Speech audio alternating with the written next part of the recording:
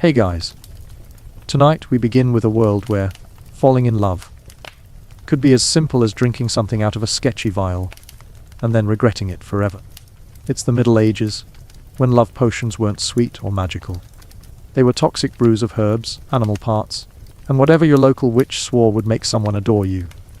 Spoiler, most of them could also kill you. The world is romantic, superstitious, and just a little poisonous. Before you get comfortable, take a moment to like the video and subscribe, but only if you genuinely enjoy what I do here. And let me know in the comments where you're tuning in from and what time it is for you. It's always fascinating to see who's joining us from around the world. Now, dim the lights. Maybe turn on a fan for that soft, steady hum. And let's ease into tonight's journey together. Congratulations, you've just arrived. Not with the grand entrance of a time traveler beaming down in sparks of light, but with the far less glamorous sensation of standing ankle deep in mud. It is not even the dignified mud of a countryside stroll after a summer rain. This mud smells like it has been blended with things that, if you saw them in daylight, you would consider calling the city council about. But here you are, in the narrow lanes of a medieval market, surrounded by crooked timbered houses that lean toward one another, as though they're conspiring about your arrival. And they probably are. People do notice strangers here, especially ones wearing what you're wearing. That shirt of yours, far too clean. The air is thick with smoke, manure, and the sort of fishy tang that makes you wonder if you're standing closer to the harbor or someone's kitchen. Your nose twitches, but your stomach grumbles because, somehow, you're already hungry. Of course, hunger is relative. One look at the questionable pies stacked on the wooden cart in front of you, their crusts sagging like tired eyelids, and you're suddenly not so sure anymore. Welcome to the 14th century, where every meal is a gamble, every alley is an obstacle course of puddles and pigs, and every whispered promise of a miracle cure could end with you coughing up more than just coins. And it is exactly here, among the herbs, powders, dried frogs, and suspicious glass vials, that you encounter the subject of today's little adventure, the so-called love potion. You see, the Middle Ages was a time when Tinder had yet to be invented, and romance involved far less swiping and far more praying, bribing, and occasionally poisoning. Men and women desperate for affection, or at least desperate for attention, turned to the local wise woman, herbalist, or occasionally that dodgy fellow who always seems to appear near the market's edge, with things he definitely did not acquire legally. They promised passion in a bottle, desire in a cup, and eternal love in something that usually smelled like damp hay and regret. Now, if you're thinking, well, a love potion doesn't sound so bad. People buy worse things on the internet today. Allow me to gently guide your imagination toward the ingredients. This isn't a delicate rosewater perfume or a box of fancy chocolates. A typical medieval love potion could contain anything from crushed beetles to the fluids of animals you don't want to think too hard about. Sometimes, even human blood found its way into the mix. After all, what screams eternal devotion more than drinking a bit of someone's essence without their knowledge? You can practically hear the courtship conversation now. Darling, I made you a stew. Don't mind the faint coppery taste. It's just passion. You step closer to a stall draped in faded cloth. Its table is scattered with jars of herbs, thyme, rosemary, sage, comfortingly familiar. But nestled among them are stranger things, powdered roots that smell acrid, a small sack of what looks suspiciously like dried lizards, and an unlabeled vial of something thick, red, and glistening in the afternoon light. The seller, a woman with missing teeth and eyes that dart like sparrows, leans toward you. Her voice is low, confidential, as though she's sharing a secret meant only for you. For love, she whispers, tapping the vial. Strong love never fails. Behind you, a pig snorts and trots through a puddle. It's a timely reminder that romance in this world is not the scented candle, rose petal on the bed kind. Here, affection is as practical and dangerous as anything else. A girl might use a potion to secure a husband before her parents marry her off to someone twice her age with halitosis and gout. A man might slip one into a cup of ale to coax favor from a woman whose family would rather he marry her Dory than her. The motives are as muddy as the streets themselves. And this is where you start to realize you wouldn't survive a medieval love potion. Not because it wouldn't work, though to be clear, it probably wouldn't. No, the real reason is that these concoctions had an alarming tendency to make people very, very sick.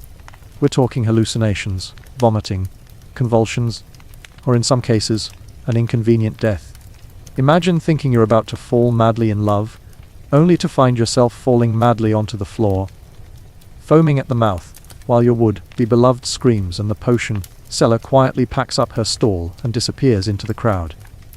It makes you wonder, what kind of person actually tested these things? Did some brave soul once say, "Yes, Gertrude, pour that questionable mixture into my cup. I'll tell you tomorrow if I feel more affectionate or simply more dead." And yet, people lined up for them, coin in hand, convinced that the human heart could be persuaded with the right mix of herbs and horror. If you've ever accepted a friend's recommendation for a miracle smoothie that promised to fix your sleep, brighten your skin, and maybe help you finally run that marathon, you already understand the mindset. We're still falling for bottles that claim to do the impossible. The only difference is that today's version usually comes in pastel packaging with words like detox, rather than guaranteed to ensnare his soul forever. Progress, I suppose? But let's not get too comfortable. You lift the vial from the table, turning it in your hand. It sloshes thickly, the way cheap syrup does when it's been left in the sun. The seller's grin widens. You can smell it now, sweet at first, almost like honey, but undercut with something rank and metallic, like rusting iron. It turns your stomach, but you can't look away. She nods, encouraging you to buy. Around you, the market noise swells, hawkers shouting about cloth, children darting between carts, someone cursing as a chicken escapes. It's all very alive, and in the middle of it, you're holding what might be the most dangerous drink in the square. You want to ask what's inside, but do you really want to know? Because if she tells you the truth, you'll never sleep again. And if she lies, you'll sleep too deeply, possibly forever. And that, my friend, is only the beginning of your troubles. Because if you think the ingredients were strange, wait until you see how they were used. You decide, in that questionable moment of curiosity that usually ends badly in history, to ask the woman exactly what's in this shimmering vial of doom. Her grin falters just enough to tell you that honesty and business rarely share the same bench in this century. She lowers her voice, so low you feel your ear leaning in against your better judgment. Honey, herbs, a bit of heart. A bit of heart. You blink. Surely she doesn't mean metaphorical heart, the kind poets sigh about. No. Given the way she says it, you suspect she means the actual muscular organ, the kind that beats, pumps, and, when diced finely enough, apparently dissolves in wine. She doesn't specify whether it's animal or human, which somehow makes it worse. At least with an animal, you can console yourself with the knowledge that you are ingesting only light cannibalism. With human, well, that's an awkward anniversary story, isn't it? The woman assures you that this potion guarantees eternal devotion.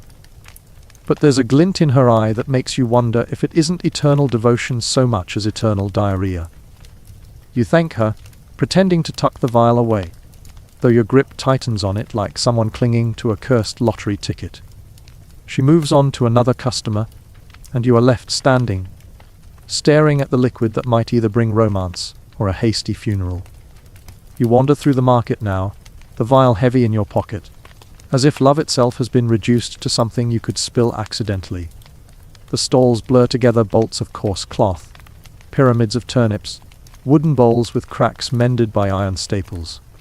The smell of roasting meat competes with the stench of unwashed humanity, and you begin to suspect the pigs have better hygiene than half the people here. But every few stalls, you catch a glimpse of other bottles, greens, yellows, murky browns, all promising some variation of love, desire, fertility, or obedience. And then it hits you, these weren't sold just for love as we imagine it today. Many were brewed to ensure heirs. Imagine being a medieval wife, whose entire worth is measured in how many children she produces, standing at a stall like this, praying that whatever is in that cloudy bottle will somehow make your husband come near you at least once a season. Imagine being a young man whose parents are threatening to marry him off to a woman he barely knows, and desperately slipping something into her aisle, hoping she looks at him with more than mild disgust. These vials aren't just about romance. They're about survival, desperation, and sometimes manipulation. You lift the cork on the vial in your pocket, just for a sniff. Your nose regrets this immediately. The sweetness is gone. Instead, you catch the reek of herbs too long dried, a medicinal sharpness like chewing bark, and something coppery, like coins left in a damp cellar.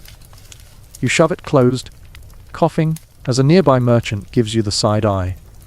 Yes, clearly nothing suspicious about standing in the middle of the street, gagging over a bottle while muttering apologies to your stomach. It's about now you realize.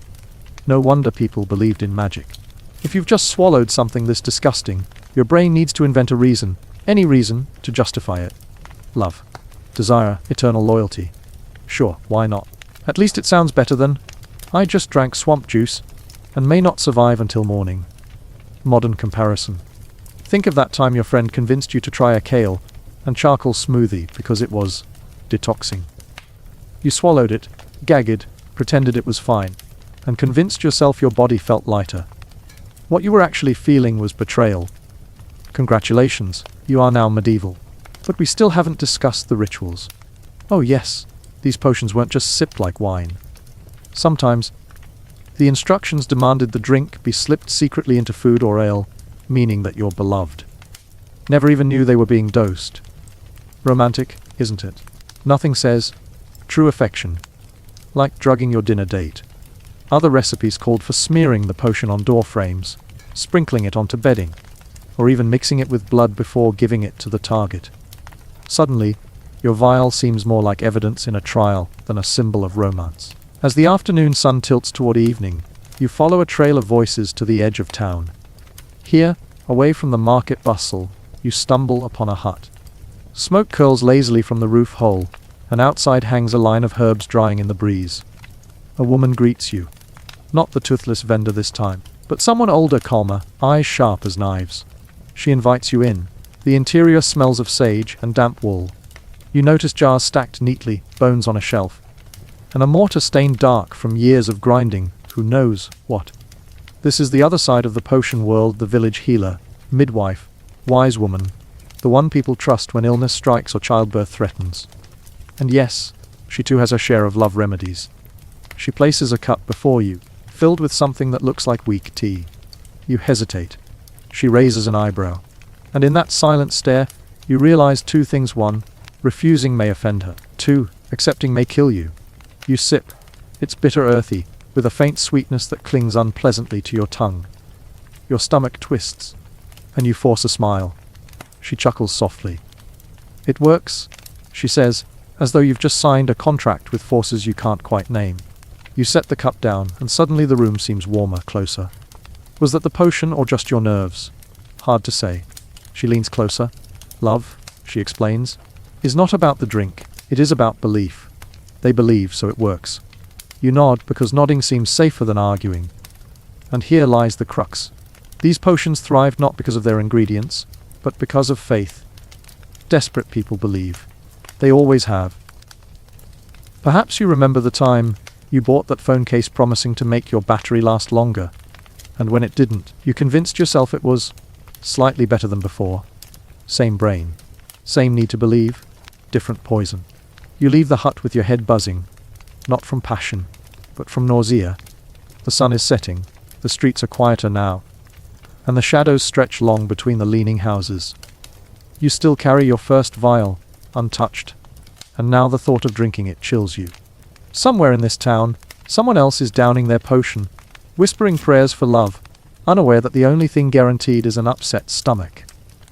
As you walk, you wonder how many lives were tangled in these bottles, marriages made, trust broken, children born, lovers lost.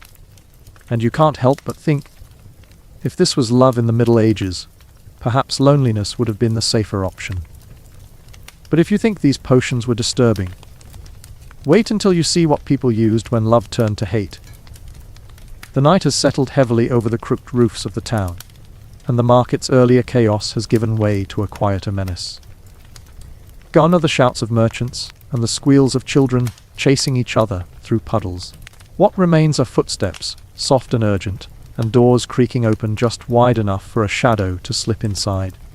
This is the hour when love potions change from whispered promises of romance into something more venomous. The same vial that could make a young girl dream of a husband might, in another hand, become a weapon for jealousy, revenge, or silence. You follow a narrow alley where the stench of fish has deepened into something far less identifiable.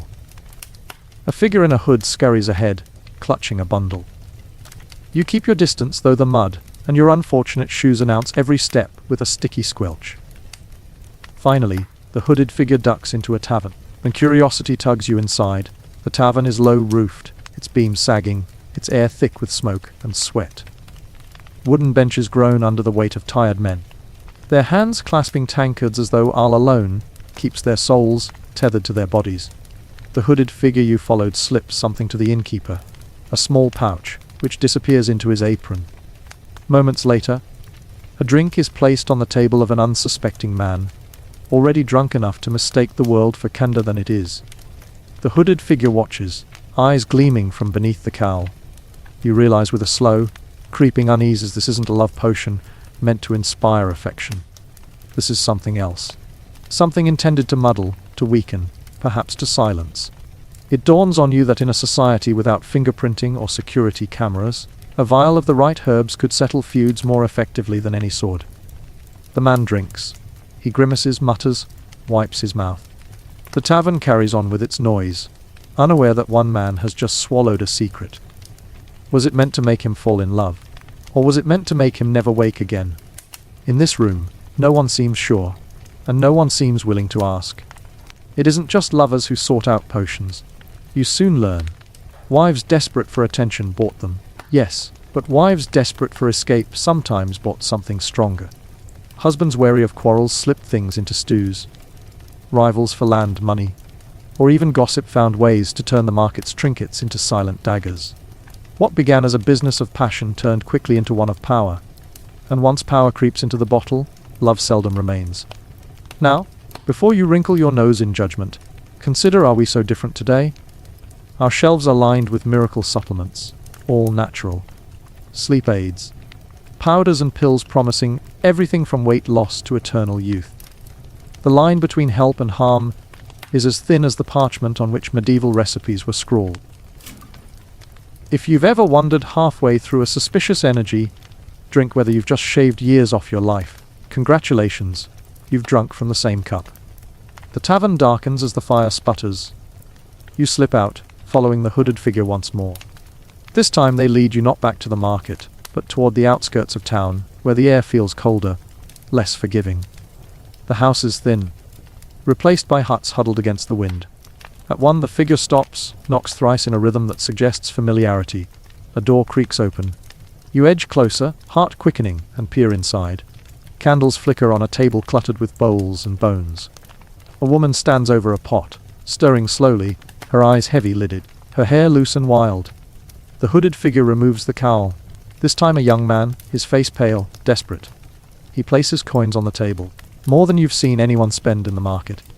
The woman smiles faintly and ladles a thick liquid into a flask. For her, she asks. He nods. She doesn't question further. Perhaps she doesn't want to know. Or perhaps she already knows too well. You step back, your stomach clenching. There's something deeply unsettling about how normal this transaction feels. No raised voices, no hesitation. Just the quiet efficiency of someone who has done this countless times before. Love potion, poison. Both words blur here. The difference is less in the brew than in the intent. And isn't that the real horror? That the same herbs, wolf's bane, belladonna, henbane, could mean either desire or death, depending on how they're mixed. It's chemistry, yes, but also morality. And morality, as you've just witnessed, is disturbingly easy to purchase when the sun goes down. You find yourself retreating toward the town square, heart hammering, the night pressing close. Each flicker of torchlight feels sharper. Each laugh from behind shuttered windows carries a note of menace. You think back to the stall where you first held that vial of syrupy liquid. Did you escape a romance? Or did you escape a funeral? Perhaps in the Middle Ages, those were one and the same. But if you think turning love into poison was unsettling, wait until you see what they did when lust itself became the potion. The square is quieter now, its earlier chaos thinned to the occasional clatter of hooves or the mutter of late drinkers weaving home. You try to breathe in relief, but the night air is heavy, and the smells cling stubbornly: wood smoke, sweat, and something sweet yet sour that trails behind you like a question. You glance down. Yes, the vial is still in your pocket. You wonder if carrying it makes you complicit. That's the thing about these potions, even untouched. They feel guilty in your hand. And then, as you pass beneath the archway leading back toward the market stalls, you notice a new gathering. Not merchants this time, but young men and women clustered in the shadows, their voices hushed urgent. You drift closer, trying to look casual, which is hard when you're the only one not covered in a week's worth of grime. One boy holds up a small leather pouch, shaking it like a gambler showing off dice. The others lean in, eyes bright. They aren't whispering about marriage or loyalty. They're whispering about lust. About how this powder, ground from some seed carried by a spice merchant from lands farther away than any of them will ever see, can stir the body into a frenzy. They giggle nervously, their voices quivering between curiosity and fear. They pass the pouch back and forth, daring each other to taste it. You realize, with the clarity that comes only from standing far too close to bad decisions, that the medieval love potion wasn't just about devotion or poison. It was also about desire, about the human urge to shortcut nature, to spark flames where sparks refused to fly. And just as often, it was about controlling someone else's body as much as their heart. One girl dips a finger into the pouch, dabs the powder on her tongue, and makes a face. The others laugh, half scandalized, half intrigued. Will it work? Will she find herself seized by sudden passion for the next boy she sees? Or will she simply spend the rest of the night regretting the taste? You almost want to warn them. But then, wasn't this the same curiosity that led you to follow a stranger into a hut of bones? People always want to believe that something small and hidden can alter the vast machinery of the heart. And yet, as you watch, the scene twists darker. One boy suggests slipping the powder into a girl's cup at the next feast. The laughter dies, replaced by silence too heavy for their age. The pouch disappears into his sleeve. They scatter, leaving you with the sour knowledge that lust, like love, can be twisted. Perhaps more easily. You move on, shaken, and find yourself wandering toward the church at the town's edge. Its stone walls loom solemn against the night sky, its bell tower shadowing the square below. You slip inside, hoping for stillness, for sanctuary. But even here love potions creep, for in the corner, beside a flickering candle and the scent of incense, lies a collection of confessional notes. Scrawled on scraps of parchment, left by trembling hands, they whisper of sins too heavy to speak aloud. Among them, I gave him the drink. She does not look at me unless I use it. Lord, forgive me, I cannot stop. You feel the chill run your spine. Even here, where heaven is invoked to clean souls, the earthly pull of potions refuses to vanish. People confess, yes, but they return to the market all the same. Faith and desperation dance together, as inseparable as herbs ground in the same mortar. It's a reminder these concoctions were not fringe curiosities. They were woven into daily life, into marriages, feasts, even prayers. The line between blessing and curse blurred, until even priests muttered warnings about philtres and charms in sermons. But if people listened, they ignored it quickly. A sermon, after all, could not fix loneliness. A bottle might. You step back into the night, ears ringing faintly with imagined whispers. The streets are empty now, the moon casting pale light over puddles that glisten like molten lead. You walk slowly, the vial in your pocket heavier than ever, thinking about all you've seen. The tavern, the hut, the powder, the notes in the church. Each one a variation of the same theme. Humans clutching desperately at control over something as untamable as love. And maybe that's the strangest part. Not the ingredients, not the risks, but the persistence. Even when they knew the potions could sicken, even when they knew they might kill, still they bought them, brewed them, swallowed them. Because the alternative, living with rejection, loneliness, or a loveless bed, seemed worse. Perhaps you think we've grown wiser. Perhaps you're imagining your local pharmacy aisle, brightly lit, filled with science-backed promises. Sleep aids, diet pills, supplements. Aphrodisiacs with names designed to sound both exotic and trustworthy. We smile at medieval foolishness while holding bottles that make the same promises. The labels have changed. The desperation hasn't. As you round the last corner back toward the inn where you'll spend the night, a thought grips you. Earlier, you nearly tasted that potion. You nearly gave in to curiosity, to belief. And if you had, perhaps you'd be lying in some shadowy back room now, lips blue, body twitching, while a vendor counted her coins and moved on to her next customer. You stop beneath the flickering torch at the inn's door, your reflection glinting faintly in the glassy vial you finally pull from your pocket. You stare at it, this small thing that carries centuries of longing, deceit, and sickness. For a moment you almost uncork it again just to see. But then you hear laughter from inside the inn. Real laughter, rough but alive, unbottled. And you slip the vial back into your pocket.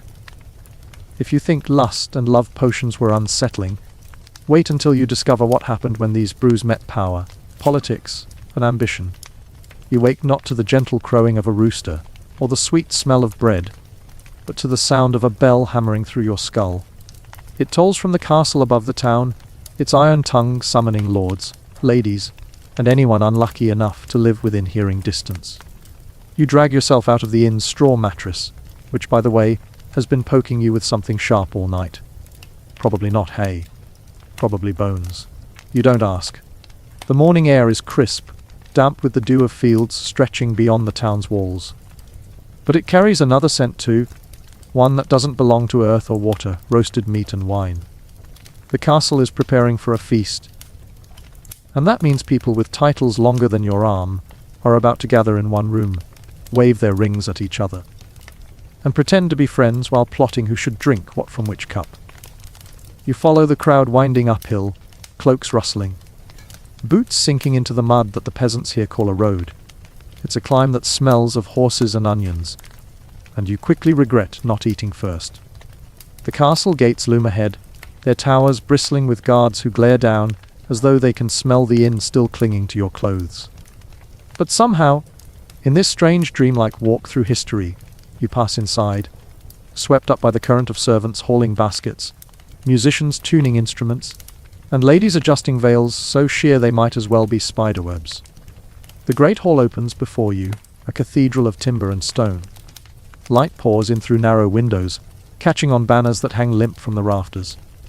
At the center, the high table gleams with silver platters, chalices, and bowls, each polished within an inch of its life by servants terrified of fingerprints. You glance at a goblet, and for a fleeting moment, you can't help but imagine it frothing with some glittering red brew that has nothing to do with wine and everything to do with desire.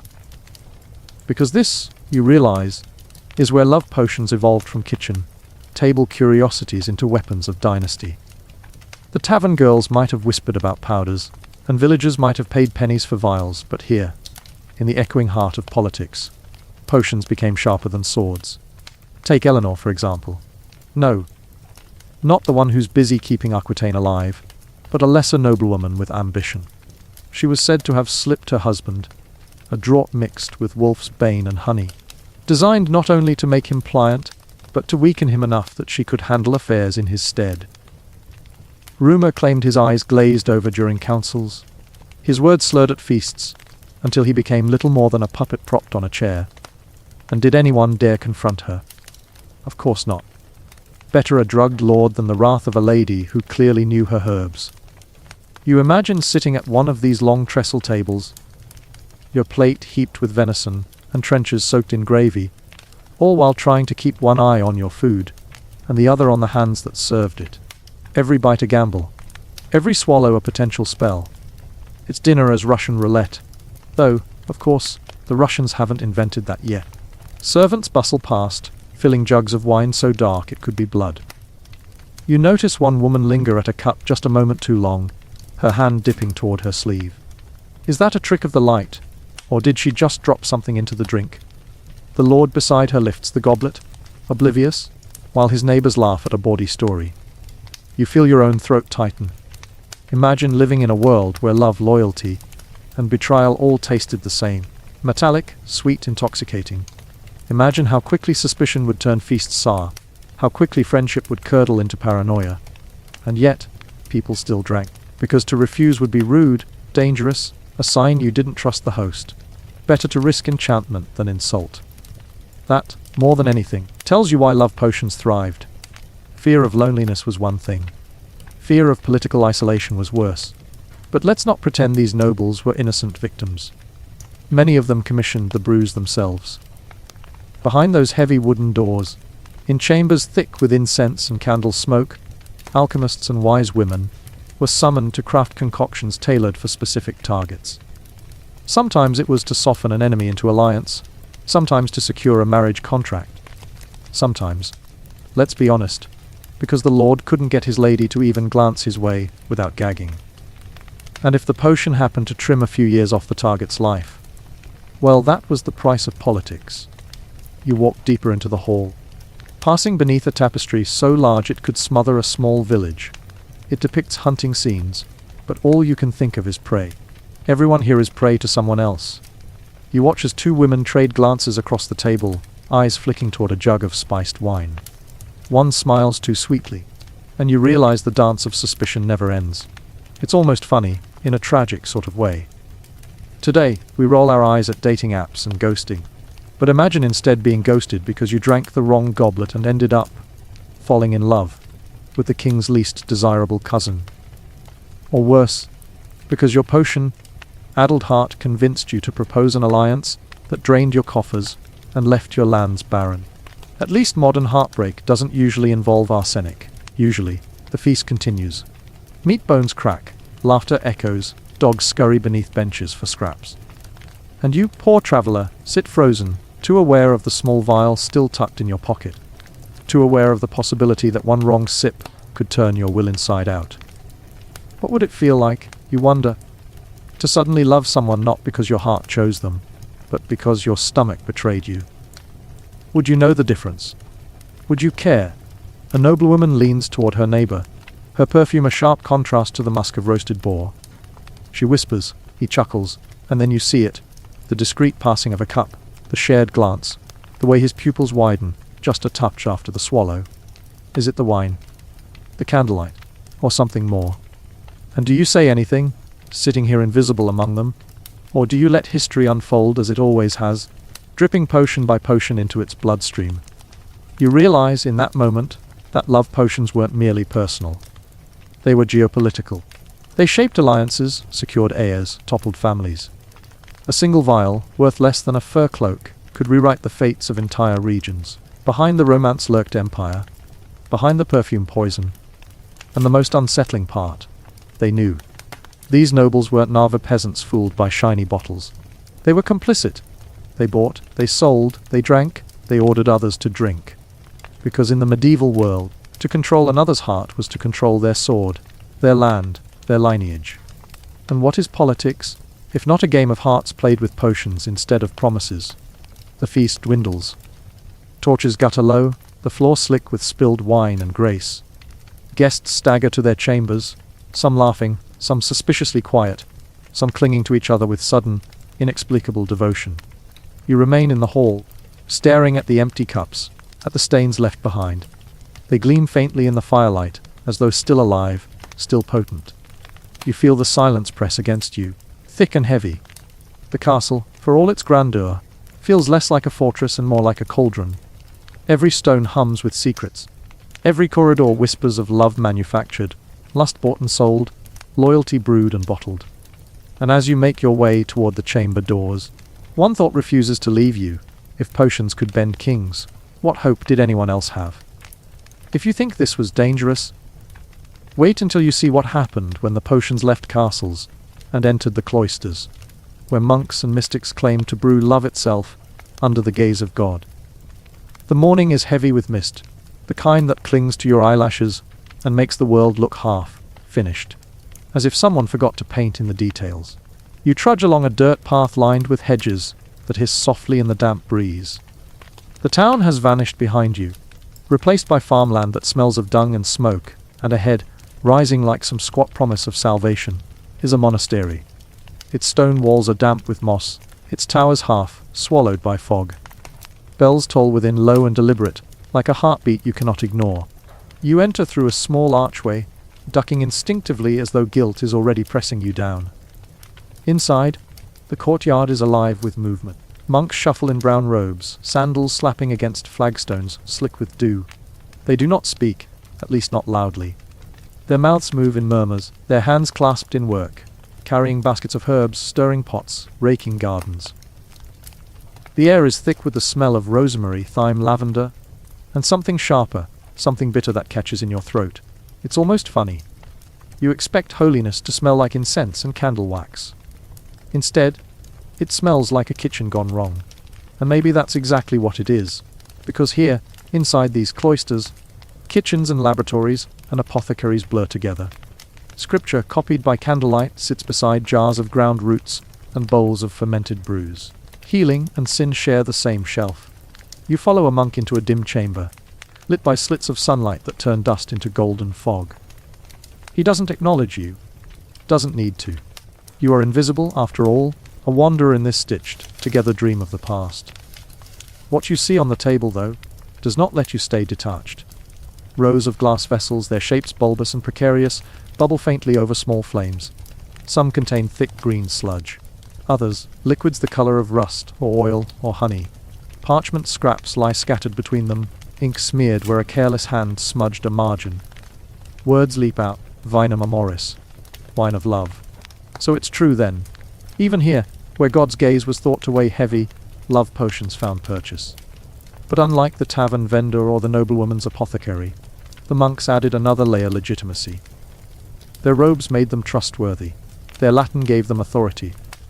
Their herbs, grown in carefully tended cloister gardens, seemed blessed by proximity to prayer. Who wouldn't believe a potion brewed under the shadow of a crucifix? A parchment near your elbow lists ingredients in a neat hand: fennel, mint, rue, and, there it is again, mandrake. Always mandrake, always lurking with its pale roots that look disturbingly like the twisted body of a man. The monk stirs a pot with solemn care, his lips moving silently, perhaps in prayer, perhaps in recipe. The line between the two is perilously thin. You glance around, your eyes catching on the shelves that line the walls. Jars filled with powders, dried leaves, desiccated frogs, vials stoppered with wax. And here, unlike the market stall, everything is labeled with such precision it borders on arrogance. As though knowledge itself can prevent poison from slipping into medicine, lust into devotion. And yet, as you watch, a lay brother rushes in, his face flushed. He speaks quickly, his words tumbling. The monk listens, nods, then reaches for one of the labeled vials. He measures a careful drop into a cup, stirs it with wine, and presses it into the brother's hand. The man drinks greedily, relief already flooding his features. Was it for pain? For fever? For love? You cannot tell. And perhaps that's the point. The monastery dispenses salvation in many forms, and not all of them are spiritual. You leave the chamber and wander through the cloisters. The garden smells stronger here: sage, basil, hyssop. But underneath, there's a musk, a sweet, sick odor of roots pulled fresh from damp earth. You crouch near a patch of mandrake, its leaves broad, its flowers pale and deceptively innocent. Somewhere, someone once saw these plants, screamed when torn from the ground, their cries deadly. Looking at them now, you almost believe it. They look less like plants and more like conspirators, crouched and waiting. A group of novices gathers at a bench, their heads bent close over a single sheet of parchment. You lean nearer and catch fragments of their whispers. She drank, he came his heart. They stifle laughter, too loud for this place. Their cheeks burn with youth, and you realize that even here, cloistered from the world, the human urge to bend love's will persists. They are copying recipes as much for entertainment as for salvation, weaving rumor into ritual. The abbot passes by, his face carved into severity. The novices scatter, hiding the parchment beneath their robes. He does not see you, of course, but you feel his eyes brush the air around him like knives. And you wonder, did he know? Did the higher orders truly disapprove? Or did they merely pretend, so long as the potions didn't embarrass the church? It is easier to damn sin in sermons than to root it from gardens. You wander into the scriptorium, where rows of desks hold monks bent over parchment. Quills scratch, candles flicker, wax drips. On one desk, a psalter gleams with gold leaf, On another, a bestiary filled with fantastical animals. But in the corner, half concealed, lies a codex that does not belong among holy texts. It's titled Barely Legible Liber Beneficiorum, the Book of Poisons. Inside pages describe herbs, minerals, potions, some for healing, many for harm, and more than a few for love. You feel a shiver. The monk copying it works quickly, his brow furrowed. He pauses only to dip his quill and mutter a line of prayer, as though warding himself against the very words he's inscribing. And yet he continues, because knowledge, even dangerous knowledge, must be preserved. The irony is almost laughable. Men who feared the devil's whisper spent lifetimes faithfully copying his recipes. You leave the scriptorium with unease tightening in your chest. The monastery, so quiet, so devout, is louder with secrets than any marketplace. Here desire wears a robe. Here sin hides behind Latin. Here potions pass as medicine, confessions as research, lust as devotion. And isn't that somehow worse? At least the tavern vendor admitted what she was selling. As evening falls, you join the monks in the refectory. Wooden tables stretch in long lines, bowls of stew steaming, bread piled high. Candles sputter, shadows dancing across stone walls. You watch as bowls are passed, spoons lifted. And again, the thought gnaws at you: what's in the food? What's in the drink? How many of these men, sworn to chastity, secretly sip a draught that bends will into longing? How many confess only to repeat? The chanting begins, low and resonant, filling the hall with a sound that makes your bones hum. The words are foreign, but the rhythm is clear hunger and holiness woven together. And yet, over the hum, you swear you hear another sound: a sigh, a laugh, the quiet clink of a vial against wood. You close your eyes, and for a moment, you feel the weight of centuries pressing in. Love potions in a monastery, not whispered in taverns, not hidden in markets, but carried in bowls, written in books, prayed over as though sanctified. And if that doesn't disturb you, it should. Because it means no place, however holy, was safe from the human hunger to control hearts. If you thought potions in cloisters were unsettling, wait until you see what happened when they spilled into the streets during plague years, when fear, death, and desire collided in ways that turned entire cities into cauldrons. The bells toll again, but this time the sound is different. It is not the proud bronze voice of a monastery calling monks to prayer, nor the feasting summons of a castle. No, this toll is flat, relentless, and it carries through the air like the hammering of nails into a coffin, which, as you soon realize, is exactly what it is. You walk through the gates of a town that seems hushed in mourning. The streets are not filled with chatter or music, but with silence broken only by coughing. Doors stand marked with crude crosses, painted in white chalk. Outside, some of them lie bundles wrapped in cloth, too small to be beds, too heavy to be washing. The smell hits you then, a sickly mix of rot smoke, and something medicinal, as though the whole city has been steeped in a foul tea. This is plague, and the first thing you notice is that even here, amid so much death, people still whisper about love potions. Maybe especially here, because when life is fragile, the pull of desire becomes sharper, more desperate. Some want cures, others want comfort, and some, in their fevered terror, will pay anything for both. You step into the square where once you saw markets buzzing with fruit and song. Now the stalls are half empty, manned by thin-faced vendors who glance around nervously. Their goods are not apples and cheese, but bundles of herbs, jars of pungent ointment, and vials that look suspiciously familiar. Each one promises salvation. Some promise immunity, others passion. Because what is more comforting, in a world where tomorrow might mean the grave, than the promise that at least today, someone will hold you? A woman beckons you closer, her voice hoarse. She pulls from her stall a bottle sealed with red wax. For love and health, she croaks. Mandrake, rose, rosemary. A sip keeps away the pestilence. Another sip brings back the heart. You don't need me to tell you that's a terrible idea. But here, logic has drowned in the river of corpses being carted daily through the gates. People want to believe, and belief, in times like this, sells better than bread. You edge deeper into the crowd, where the air is thick with incense. A friar waves a censer, smoke trailing behind him like ghostly fingers. He mutters prayers, but between them he hawks small charms and powders. His robes lend him credibility, but the gleam in his eye tells another story. He is selling not just absolution, but affection, whispered to one desperate youth, "Give her this with wine, and she'll never stray." To another, "Slip this under the pillow, and she'll wake longing for you, not the neighbor's son." You want to ask whether God signed off on this marketing strategy, but the friar moves too quickly, his pouch of coins clinking. And then there are the quacks. You hear them before you see them. Loud, theatrical. Their carts decorated with feathers and painted signs. One man wears a hat so tall it nearly knocks against the inn signs as he struts. He holds up a vial shimmering green, his voice booming. "Not only will this cure the plague, it will inflame the heart of whomever you desire. One sip and she is yours forever. One more sip and death itself flees your house." He winks. The crowd stares, hollow-eyed, yet coins change hands. When fear is your constant companion, ridicule has no voice.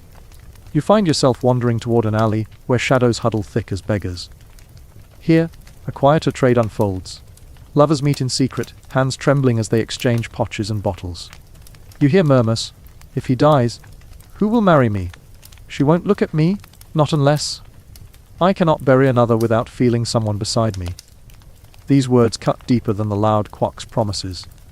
Here is truth. People afraid not just of death, but of dying unloved. The irony is almost cruel.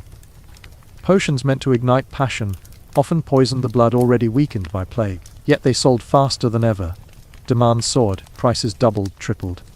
Apothecaries who once scraped by suddenly thrived, their shelves empty by dusk. And still, more came knocking. Because if the plague could take you by morning, what harm was there in one sip tonight? You drift along the winding lanes, where candles flicker behind shuttered windows. The city feels like a giant sick room, every breath damp with infection. And yet, amid the despair, small pockets of laughter erupt, nervous, desperate, too loud. You peek into a tavern and see them, a handful of men and women crowded around a table, their cups raised. On the table lies a bottle you instantly recognize. A potion, its wax seal broken, the liquid inside glowing faintly in the candlelight. They drink greedily, as if it is both antidote and celebration. Their eyes shine too brightly, their laughter too sharp. You realize they are not drinking because they believe. They are drinking because hope, even false hope, tastes better than fear. And then you notice her. A girl, younger than the rest, clutching her cup as though it is salvation itself. She stares across the table at a boy who doesn't notice her. Her knuckles whiten as she tips the cup, draining it. She waits.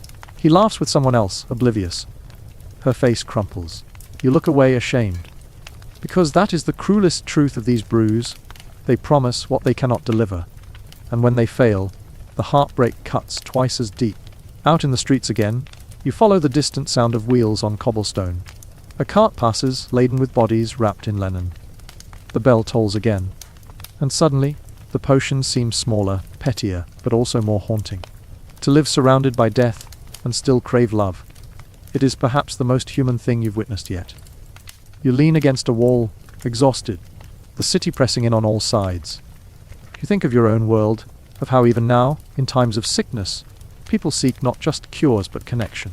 Dating apps buzzing while hospitals fill. Pills sold as remedies for heartbreak, powders for attraction, potions for confidence.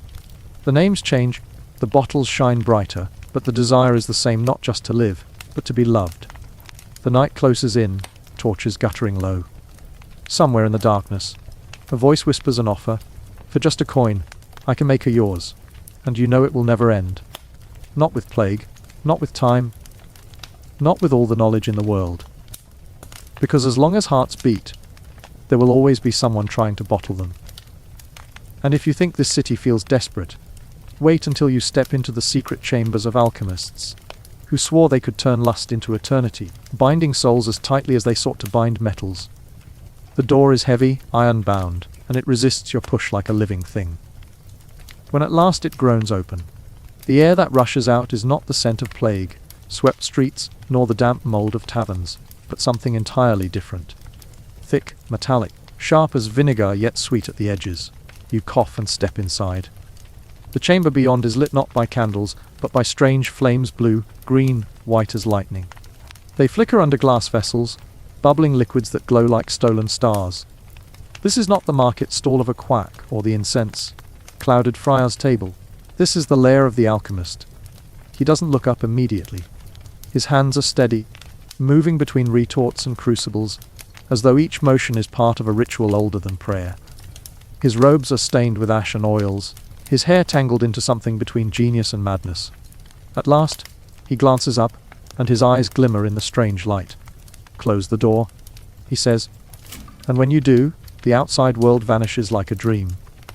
On shelves that sag under their own burden, jars crowd one another, powders the color of desert sands, roots twisted into grotesque shapes, bones so pale you wonder if they were once human. Tiny bottles hold liquids of ruby, emerald, pitch black. And among them, books. Fat, cracked tomes bound in leather, their pages covered in scrolls that seem equal parts prayer and curse. "Love," he mutters, returning to his work. "Everyone comes asking for love. Never gold, never truth, not even salvation, just love." As if that can be brewed. His hands do not pause, though. He sprinkles a dust that smokes upon touching liquid, stirs it with a rod that glows faintly, then pours it into another vessel. His voice lowers, conspiratorial. Of course, it can't. But they don't need truth. They need belief. And belief, he tips the vessel, and a puff of pink vapor curls upward. Belief is the most dangerous ingredient of all. You watch him work, hypnotized. Each motion is deliberate, as though he choreographs his own madness. He speaks of mandrake root harvested at midnight, shrieking as it left the earth. Of saffron bought with the price of blood. Of crushed gems, amethyst, sapphire. Ground fine and swallowed, because surely beauty could be absorbed like medicine. Some of these ingredients are poisonous. Others are so costly they could bankrupt a duke. Yet in his hands, they swirl together, promising something beyond reason, possession of another's heart. He shows you a vial, stoppered with wax. The liquid inside glows faintly, like dawn caught in glass. "This one," he whispers, "is eternity. Bind 2 drops with wine, and their souls are tied beyond death." His grin is too wide. Or so they think. You cannot tell whether he believes in his own art, or whether he thrives on the power belief gives him over others. And you realize, this is no mere apothecary. This is politics, wrapped in alchemy. Imagine a lord who convinces his rival's daughter that she burns for him. Imagine a queen who ensures her king drinks loyalty disguised as desire. Imagine the chains of power, forged not from steel but from the illusion of love. In the right cup, a potion is not just seduction, it is conquest. He leans closer, his breath sour with herbs. But here is the secret they never ask: every potion takes a piece of the maker. A shiver of their will, a shadow of their hunger. Do it too often, and you no longer know where you end and your brew begins. His hands tremble for the first time, though his grin stays fixed. You wonder how many vials here contain, not just mandrake and saffron, but fragments of the alchemist himself, bottled and sold to desperate souls who drink more than they bargain for. The chamber feels alive, the glass vessels pulsing, the liquids inside whispering like voices too faint to catch. You shiver. It is easy, here, to believe that love can be bottled, that eternity can be swallowed. Easier still to forget the cost. You sit on a stool while he works, and your thoughts wander. Isn't this still alive today? Not in bubbling retorts, but in glossy bottles lined on store shelves, promising attraction, confidence, desire. Sprays and pills, creams and oils. Ads whispering the same lie. 2 drops and they will be yours. The difference is only the packaging. The alchemist's laboratory has become the shopping mall. The promise hasn't changed. He offers you a vial, pressing it into your hand. The glass is warm, almost alive. You hesitate. He smiles, a slow, sly thing. Don't worry, everyone hesitates. But they all drink. You turn it over, the liquid glowing faintly in the shifting firelight. Part of you wonders what if. Another part remembers the girl in the tavern, whose heart broke with her potion, still warm in her belly. You place it back on the table, and his grin falters for just a heartbeat. The air grows thick, the flames hiss lower. Somewhere above in the world you left, bells toll again. You realize you have been in this chamber for hours, perhaps longer. The alchemist mutters to himself, already back at his work, ignoring you. As if once you refuse the vial, you are no longer worth his attention. You push open the door, the outside air rushing in, sharp and cold. Behind you, the chamber fades into shadow, the bubbling never ceasing, the whispers never ending. You breathe deeply, grateful for the ordinary stink of the city. But as you walk away, you can't shake the feeling that something clings to you. A scent, a shadow, a sliver of belief that perhaps, just perhaps, one drop could have bound someone forever. And if you think the alchemist's workshop was unsettling, wait until you wander into the courts of kings and queens, where potions became weapons of scandal, adultery, and betrayal whispered in royal chambers. The first thing you notice is not the gold, not the banners, not the scent of roasted pheasant floating from the kitchens. It's the eyes. Courtiers, dozens of them, all darting their gaze back and forth like minnows in a pond crowded by pike. Everyone watching everyone else. Everyone whispering. Everyone smiling a little too widely. Welcome to the royal court, where power does not rest only in armies or laws, but in the fragile, foolish organ called the human heart. You shuffle through the crowd, your borrowed velvet robes feeling too heavy, too warm. A jester prances nearby, bells jingling. His painted grin somehow sharper than the sword at a knight's hip. Ladies glide by with sleeves, so long they sweep the rushes on the floor. Men bow low, their hands pressed to chests already heavy with ambition. And somewhere in this glittering storm, someone is slipping something into someone else's cup. At first glance, the goblets are just goblets, silver, gold jeweled. But linger, and you notice the hesitation. A queen's hand pausing just a second too long before raising her wine. A duke's lips, pursing as though he tastes something he didn't expect. A servant's glance over the shoulder before retreating. In a place where marriages seal treaties, where heirs mean everything, love is not a luxury. It is a weapon, and weapons need sharpening. Take, for example, the young queen you spot across the hall. Barely 16, her crown sits heavy, tilting as though it knows she isn't ready. Her husband, older, broad, already sweating through his doublet, laughs too loudly with another woman. The queen's hand trembles, her goblet clinks against the table. She has no voice here, no sword, no power. But she has a whisper from her ladies, in waiting, a draught to charm, a potion to bind him close. Tonight, perhaps. Slip it into his wine, and he'll see no other face but hers. You watch her bite her lip, eyes flicking to the vial hidden in her sleeve. She hesitates. She believes. She tips it in. The king drinks deep, oblivious, and kisses another woman's hand before the night is done. The queen's face burns. Across the hall, the ladies whisper again. Maybe the dose was wrong. Maybe next time, stronger. And you realize that this cycle, fear, hope, failure, is the heartbeat of the court. Not that the men are innocent in this dance. A nobleman leans on the railing, speaking low to a courtier. His lands are failing, his debts rising. But if only the princess would glance his way, if only she'd feel a flicker of warmth, then he could climb again. He shows his friend a packet of powder, wrapped in cloth, and tied with a string. Ground pearls, he claims. Mixed with saffron and wine, it makes devotion bloom. His friend nods eagerly. Later, you see the noble slip the powder into a cup, slide it across the table. The princess smiles politely, drinks, and spends the evening avoiding him more than before. He slumps, muttering. You can almost hear the alchemist's laughter echoing from the shadows of his workshop. What no one wants to admit is this. Potions are less about the one who drinks than the one who gives. It's not about love at all, but control. Who wouldn't want to believe they could turn a no into a yes, indifference into passion, rejection into loyalty? Especially here, where rejection is not heartbreak but humiliation, sometimes even execution. In the court, being unloved isn't just lonely, it's dangerous. The hall grows louder, music swelling. A lute strikes up, drums rumble. You weave through the dancers, skirts swirling, boots stomping, until you reach the edge where servants hover. One, a boy no older than 14, slips a vial into a noblewoman's hand. She passes him a coin so heavy it could feed him a month. She glances toward the king. You don't need to guess who the vial is for. And you don't need to guess what happens when the king drinks it, laughs, and spends the night snoring instead of wooing. Failure is the rule, not the exception. Yet hope is stubborn. And so the court drinks, and whispers, and slips vials into sleeves, season after season. Scandal becomes gossip. Gossip becomes history. Centuries later, someone will write of queens accused of sorcery, of duchesses tried for witchcraft, of servants hung for slipping powders into cups. And it will all sound shocking. But here, tonight, it is just another game in a hall that reeks of sweat, incense, and roasted meat. You pause beside a tapestry, watching the flickering light of torches dance across embroidered knights and ladies. The irony is rich. In the tapestry, love looks noble, eternal.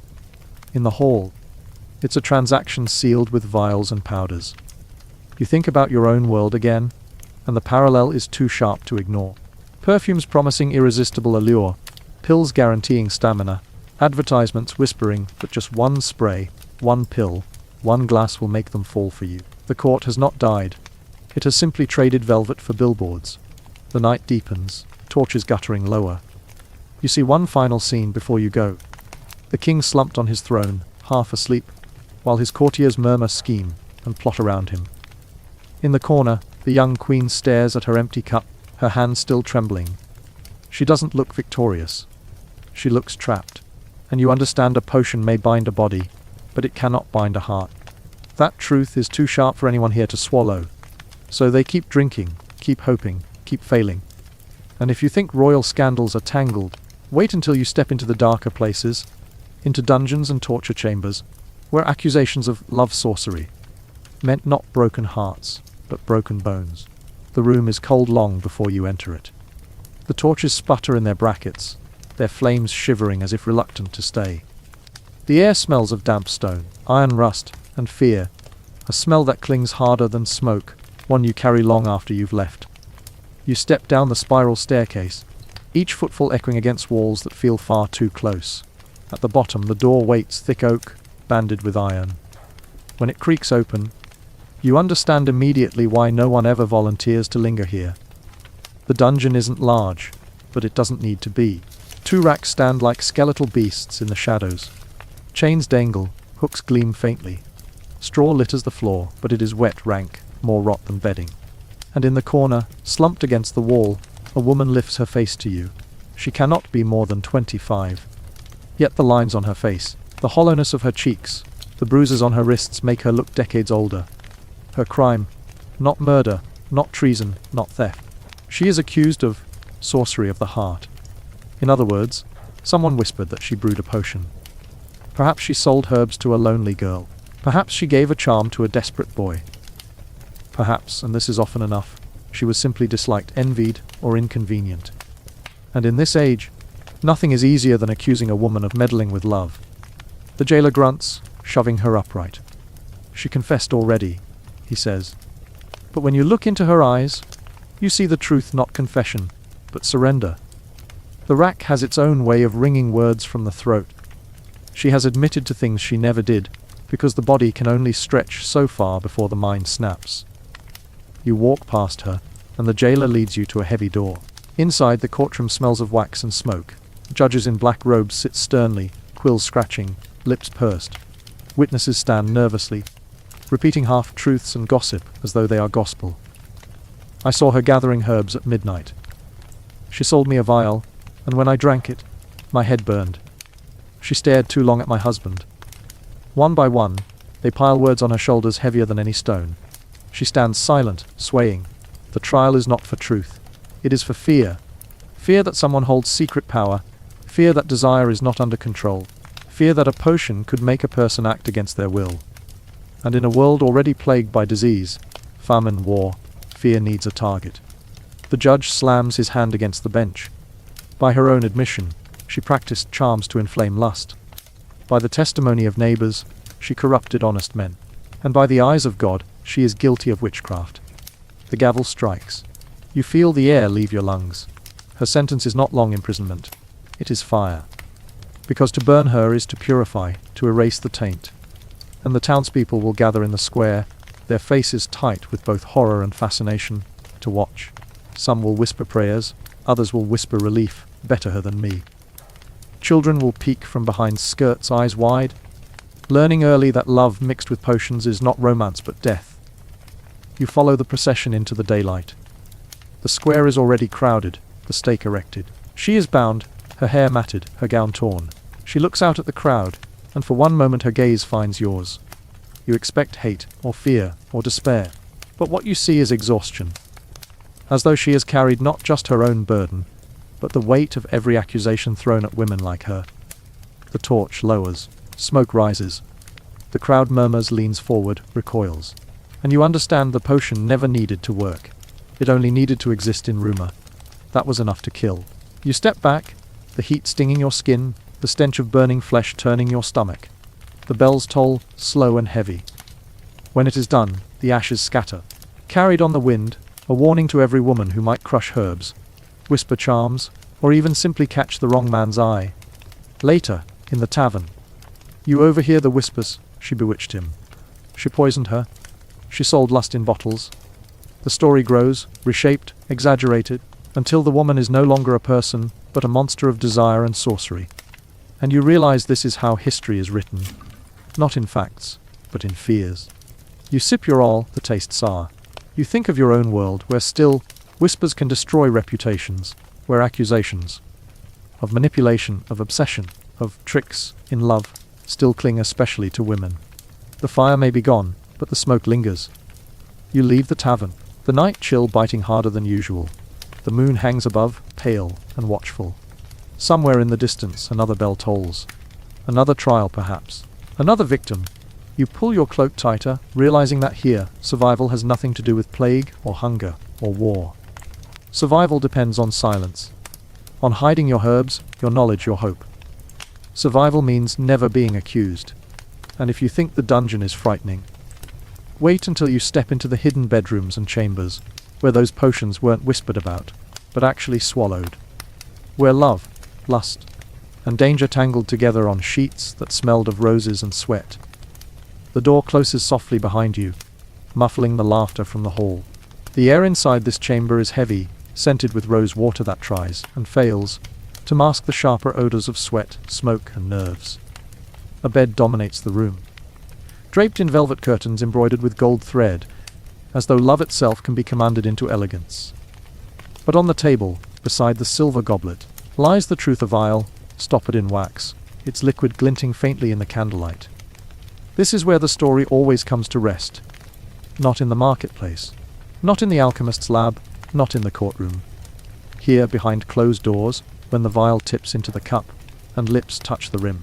A man sits on the edge of the bed, his boots discarded, his shirt loose. He laughs too loudly, his cheeks flushed with wine, his eyes shining with something between hope and fear. Across from him, the woman paces. Her fingers twist in her gown, her breath uneven. Between them, the vial waits. Neither speaks of it, though both think of it. It is supposed to bridge the gap, to turn hesitation into heat, to bind two bodies together as if stitched by invisible thread. She lifts it at last, her hand trembling. The liquid splashes into the goblet, turning the wine darker, heavier. She hands it to him. He grins, drinks, wipes his mouth. For a moment nothing happens. Then his smile falters. His hand shakes. His pupils widen. His breath catches. He staggers, laughs nervously, then stumbles again. The woman freezes. She whispers his name. He laughs louder, sloppier, then collapses backward onto the bed. His chest heaves. His face reddens. Within minutes he is retching, groaning, clutching his stomach. She stands frozen, the vial slipping from her hand and rolling under the bed. This is the first truth of love potions more often than not.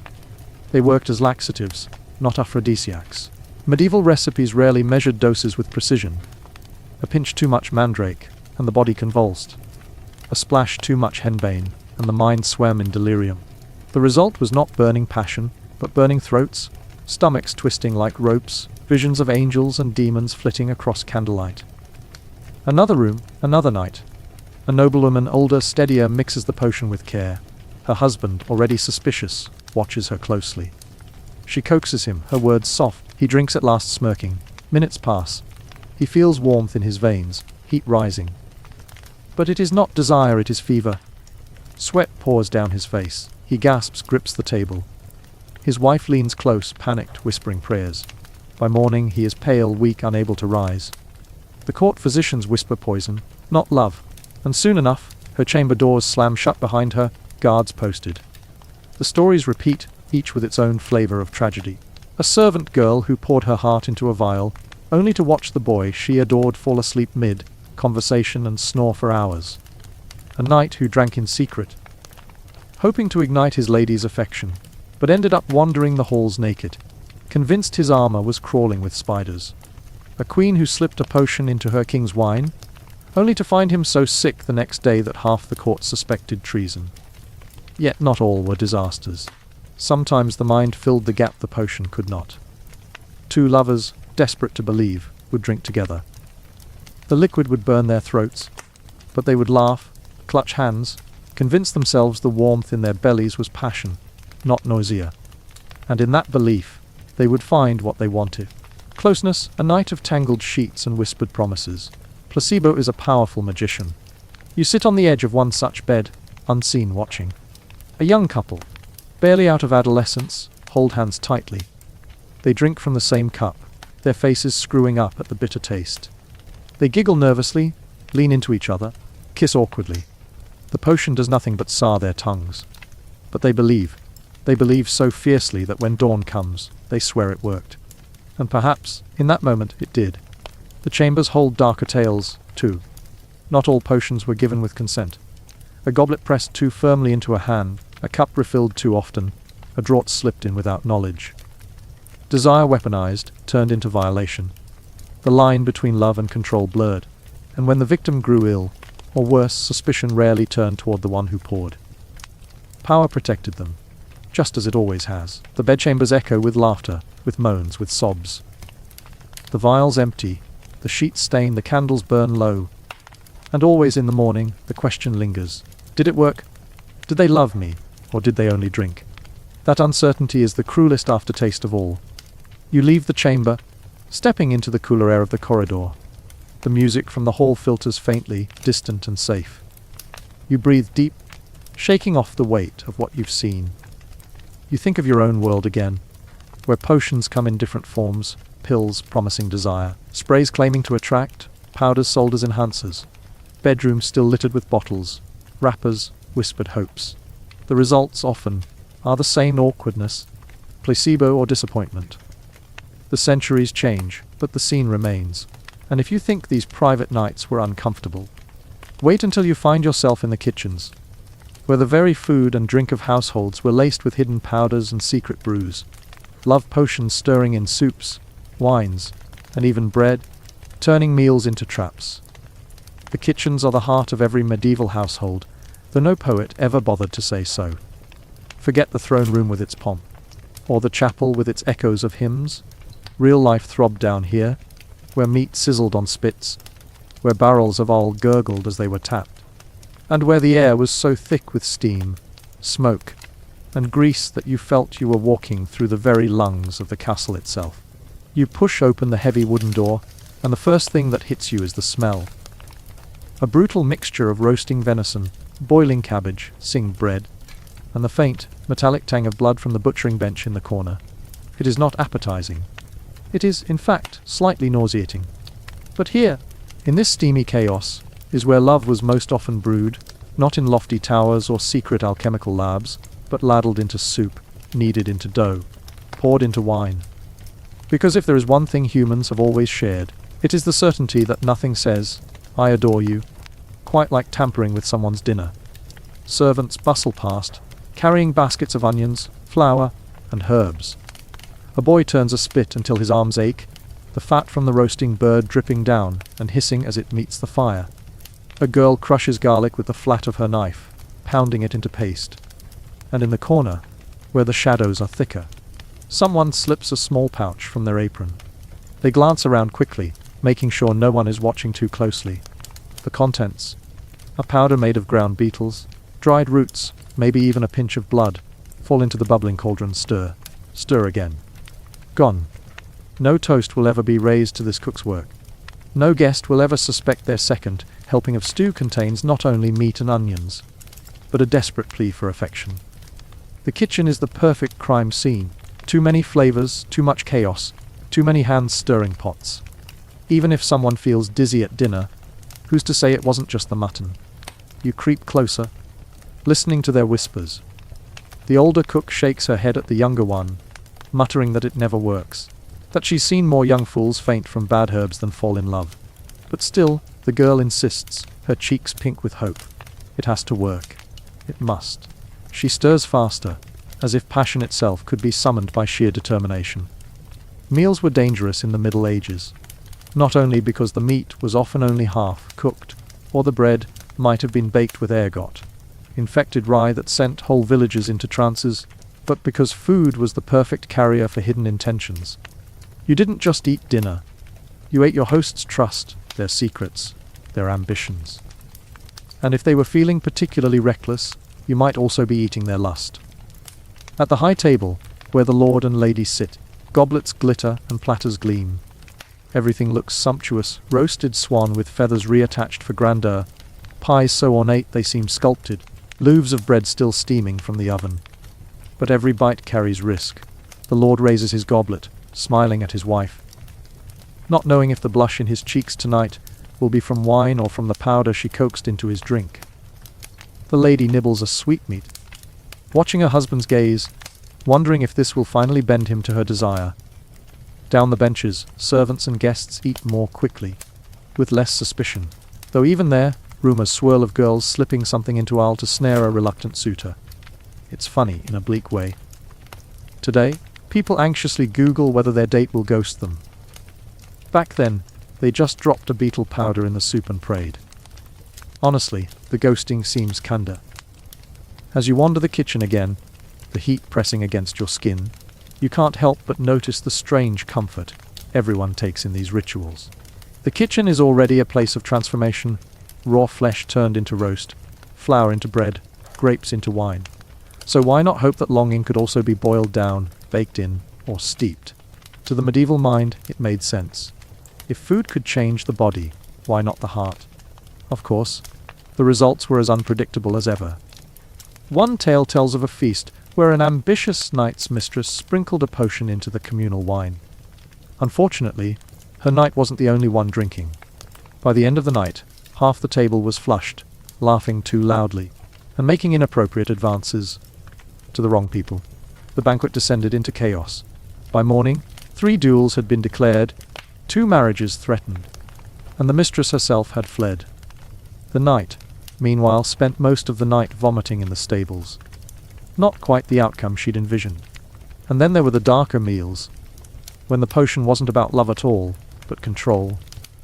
A husband who wanted his wife docile, a master who wanted a servant compliant, a noble who wanted to bend another's will in politics as much as passion, a powder in bread, a tincture in ale, and suddenly what looked like love was nothing more than obedience coaxed through chemicals. These are the tales whispered in kitchens long after the dishes were washed, the kind that left a bitter aftertaste no sugar could cover. You lean against the wall, watching the cook scrub the tables, scrape bones into buckets, and pour leftover broth into the pig trough. The laughter from the hall still rings faintly above, but here below it is quieter now. The older cook wipes her hands on her apron and sighs. She tells the younger girl not to pin her future on powders and prayers. If he loves you, she says, and if he doesn't, he'll just end up on the privy, cursing your name. But she isn't wrong. The kitchens, for all their smoke and noise, are where reality strips away illusion.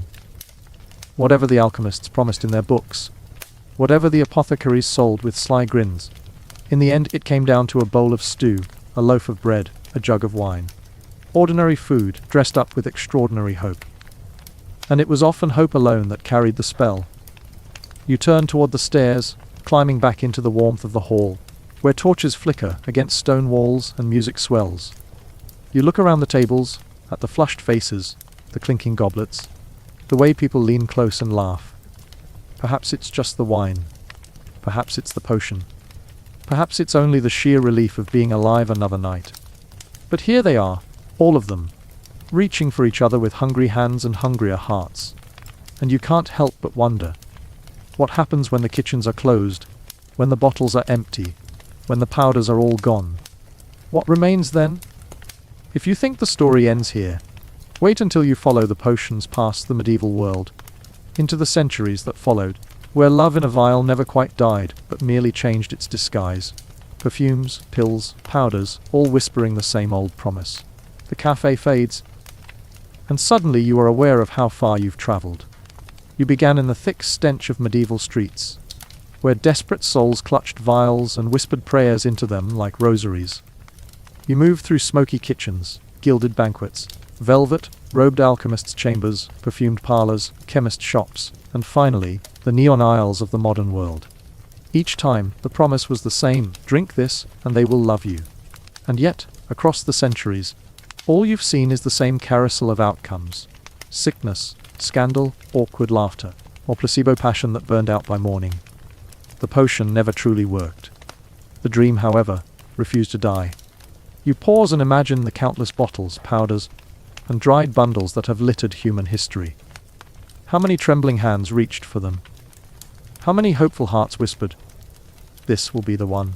The tally would be impossible. It stretches further than numbers, deeper than recipes.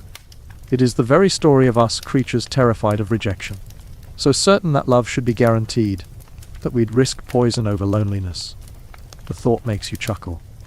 Modern people scoff at medieval superstition, mocking the idea of beetle powder in a goblet, or a sprig of mandrake in a stew. Yet scroll through today's advertisements, and what do you see? Unstoppable attraction spray? Instant chemistry capsules? Pheromone perfume? Clinically proven. Different labels, slicker fonts, sheenier bottles. But the promise is identical. Drink this, spray this, swallow this, and you will be irresistible. If you listen carefully, you can almost hear a medieval apothecary laughing from his grave. He'd fit right in at a modern mall kiosk. But underneath the humor lies something tender. All those vials, all those powders were not really about lust. They were about fear. Fear of being alone. Fear of being unwanted. Fear of pouring your heart out only to have it trampled. A fear so raw that even the risk of madness or death seemed preferable to silence. It was never the herbs people bought. It was hope. A fragile hope, bottled, corked, and sold. And hope, stubborn thing that it is, sometimes gave the illusion of success. Two lovers drank together and convinced themselves it worked, and perhaps it did, not because of the herbs, but because of the courage belief gave them. A knight, a peasant, a duchess, a kitchen girl. They all shared the same flicker of faith that made them bolder, softer, more vulnerable. In that sense, maybe the potions weren't entirely useless. They didn't create love. They created permission to try. You lean back in your chair, letting that thought settle like sediment in a glass. Around you, centuries swirl and collapse. Every kitchen and banquet and apothecary folding into one another, until they become one long, ridiculous, heartbreaking, very human story. The final lesson of the medieval love potion is not that it failed. It's that we kept trying anyway. Even when it made us sick, even when it ruined marriages, even when it landed us in dungeons, we still clung to the fantasy. That persistence, maddening as it is, tells you everything about the human heart. We cannot let go of the idea that love might be tamed, bottled, swallowed. That if we just find the right ingredient, we'll never have to risk rejection again. You smile because you know the truth: love cannot be cooked, distilled, or disguised in perfume. It cannot be forced or faked. It resists our tricks. It arrives where it chooses. Messy, inconvenient, dazzling, terrifying. And yet, isn't that what makes it worth having? If it could be poured from a vial, wouldn't it lose the very thing that makes it extraordinary? The torches of the medieval hall flicker out. The candles of the Victorian shop gutter. The neon signs of the modern aisle fade. You are left in darkness, holding nothing but the echo of your journey. Then, faintly, you feel it, the weight of a vial in your pocket. Cool glass against your fingertips. You never bought it, never picked it up. And yet, here it is, waiting. Do you drink it? The question lingers like the aftertaste of bitter herbs. If you are wise, perhaps you'll leave it corked. But you know yourself. You know humans. We have always been curious. Always willing to risk a little poison for the chance at being wanted. You slip the vial back into your pocket and rise. Somewhere in the distance, music plays. It might be the strum of a lute, the trill of a harpsichord, or the buzz of a cafe speaker. The centuries blur, but the melody is the same: hearts seeking other hearts, across kitchens, courts, and cafes. And suddenly you understand. The potion was never in the vial. It was in the reaching, the risking, the ridiculous hope. That is what survives. Not the recipes, not the beetle powders, not the dried mandrake roots. They are dust now, forgotten in buried jars. What endures is the desire they represented, the eternal, foolish, noble belief that love must be worth trying for, even if it kills us. So here ends your journey. You have survived the kitchens, the chambers, the courts, the chemists, the modern isles. You have walked through centuries of longing, and you leave not with a recipe, not with a bottle, but with a story. The story of how humans tried to drink their way into affection, and how affection stubbornly refused to be bottled. And maybe, just maybe, as you set down this tale, you'll feel a little less tempted the next time someone offers you a miracle in a glass. Or maybe you'll smile, raise your cup anyway, and whisper, "Here's to hope." Because in the end, it wasn't poison or potion that made us human. It was the act of hoping, even when we knew better. The vial lingers, the music fades, and you step back into your own time, carrying nothing but laughter, pity, and the odd comfort of knowing that across every century, no one really survived a love potion. And maybe that's exactly as it should be.